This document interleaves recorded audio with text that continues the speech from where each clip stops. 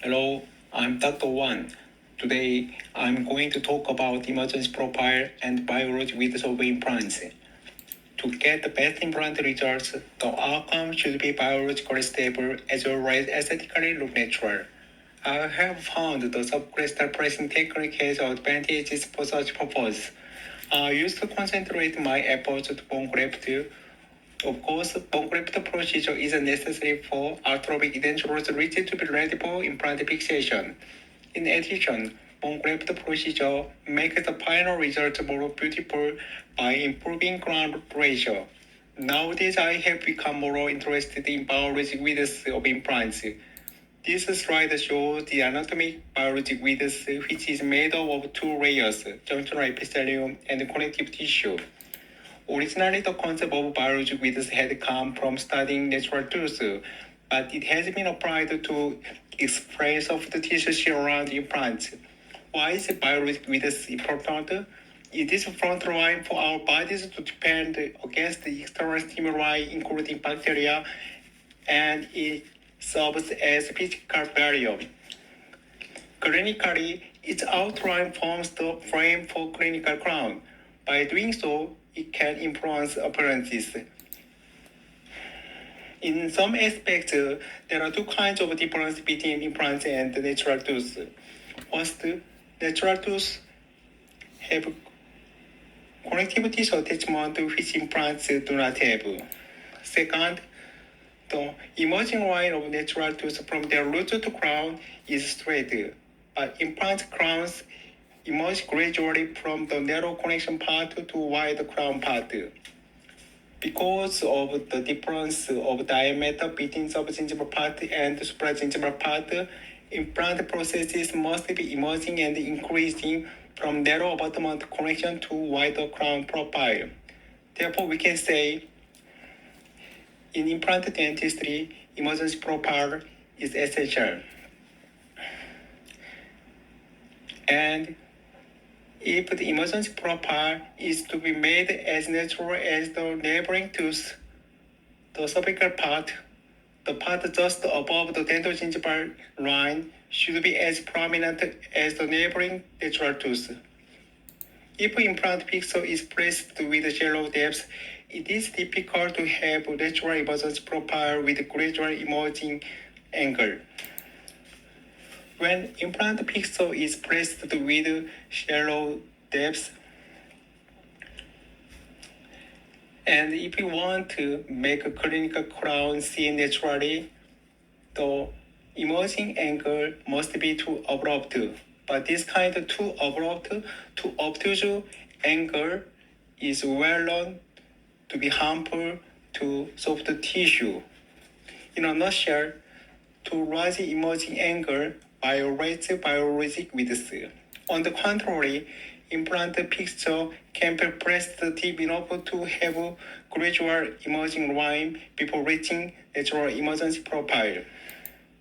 I know some dentists may argue about the formation of pocket.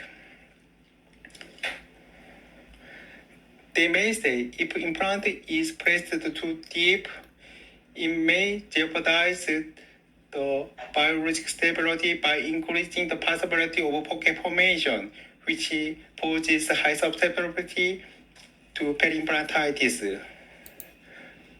But I want to say that when they are concerned about the possibility of pocket formation, there must be some ambiguous interpretation about the way measuring pocket and misunderstanding about pocket itself.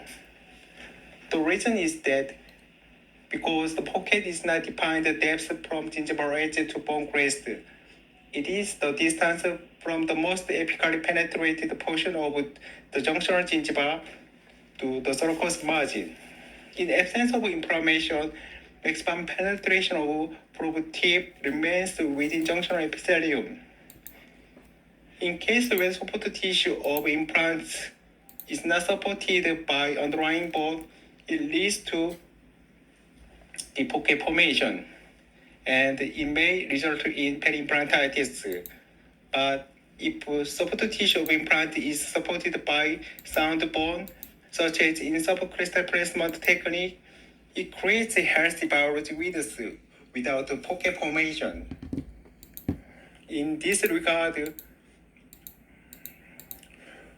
when implant biologic width is studied and interpreted, I want to suggest that implant biologic width must be analyzed in three-dimensional way.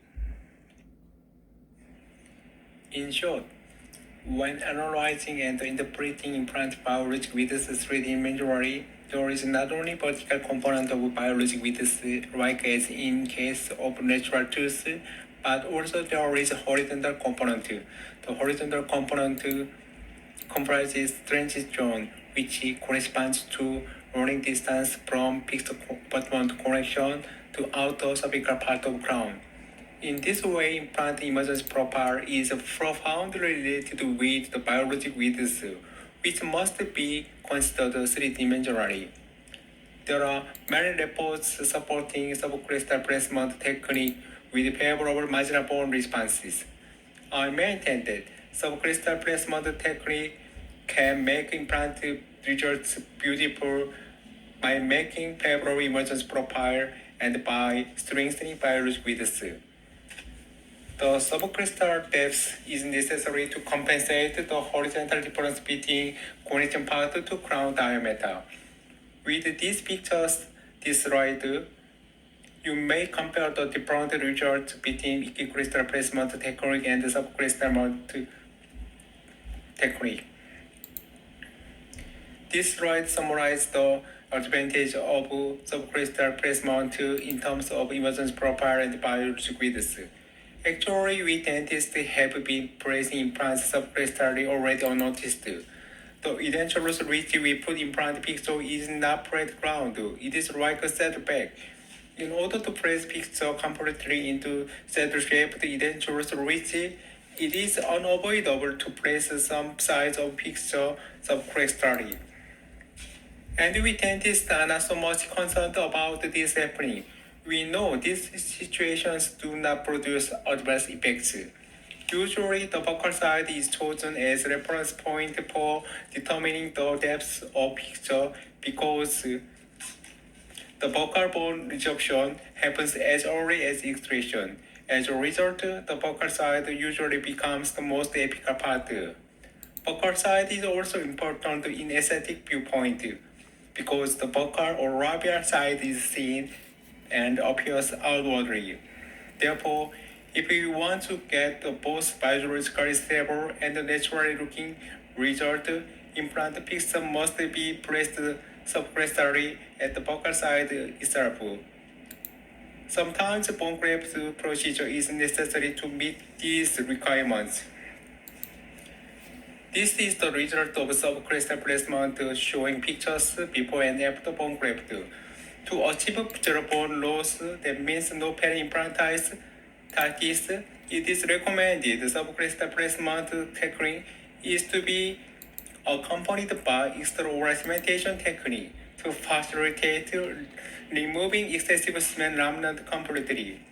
Usually, hearing abutment is used to form soft tissue outline at the time of second uncoverage procedure, but I have been using hearing abutment components to form and guide bone hearing with subcrestal placement technique. After using hearing abutment with subcrestal technique, we can choose the same size and same shape profile abutment at the gingival cup area. By using the same size and same shape abutment at the gingival cup level as the hearing abutment, the soft tissue and the bone lateral to it can be preserved, and we can save our efforts to cut off the excessive bone to adjust the abutment column before fitting. Not only the anterior tooth but also the posterior tooth should be properly restored to achieve both aesthetically and biologically stable results. It signifies zero bone loss and long-lasting natural and comfortable implant results. This is the summary. We have reviewed the subcrestal placement technique. in relationship with biologic width and emergence profile, I believe the function goes in hand in hand with morphology. Emergence profile can be made naturally by respecting the biologic width principles in implant dentistry. Thank you for your kind attention.